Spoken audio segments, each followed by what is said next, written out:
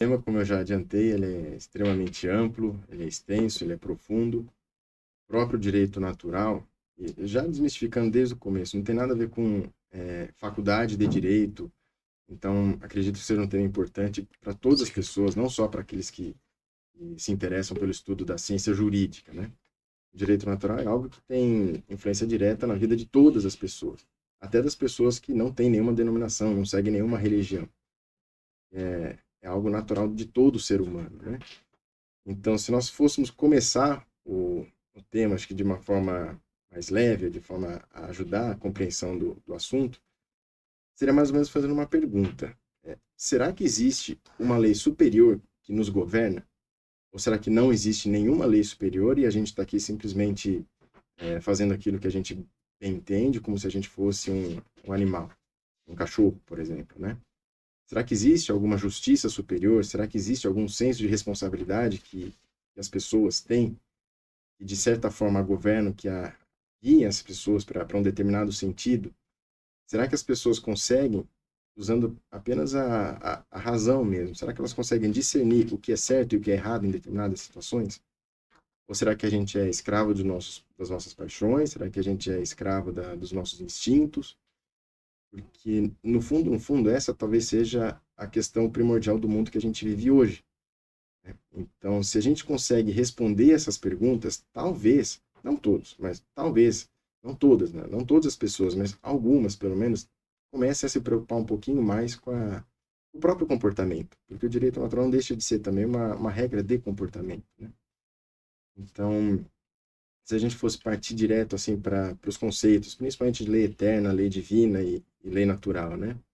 O que seria uma lei eterna? É uma lei que a gente poderia chamar assim, imutável, uma lei perene. Lei eterna é a própria sabedoria e conhecimento de Deus. A gente poderia começar com esse conceito, né? Para as pessoas que acreditam em Deus, talvez a gente consiga explicar de uma forma um pouco mais simples, um pouco mais direta. Deus é a própria sabedoria. Assim como Deus é a verdade, Deus é amor e Deus é o caminho, a gente sabe que a própria sabedoria e o conhecimento de Deus já significa algo, já nos impõe algo.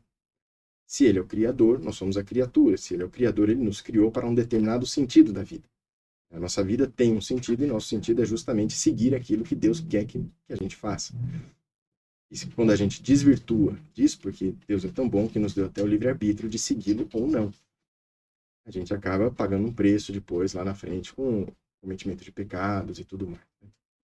Então, a lei eterna a gente poderia colocar de uma forma simples como sendo exatamente o conhecimento e a sabedoria de Deus, que nos impõe, que nos condiciona, de certa forma, a seguir um determinado caminho. Por sua vez, a lei divina, que é aquela que está estampada nas Escrituras, tanto no Antigo quanto no Novo Testamento, né? É a própria palavra de Deus escrita. Porque para nós, seres humanos, é mais fácil da gente poder consultar a palavra de Deus a partir do momento em que ela está escrita na Bíblia. Veja, a gente não está falando aqui de lei positivada, lei escrita. A gente não pode confundir a lei divina que está na Bíblia.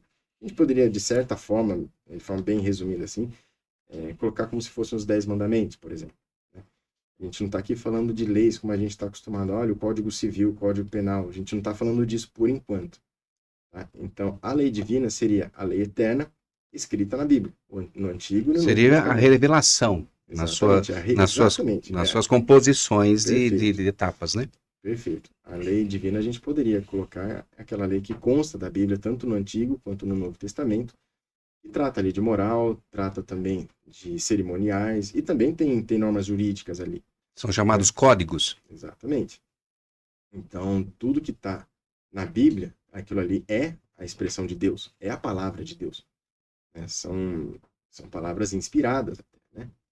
E até por isso aqui que a gente tem sempre que advertir as pessoas para, quando for ler a Bíblia, tenha sempre um bom apoio.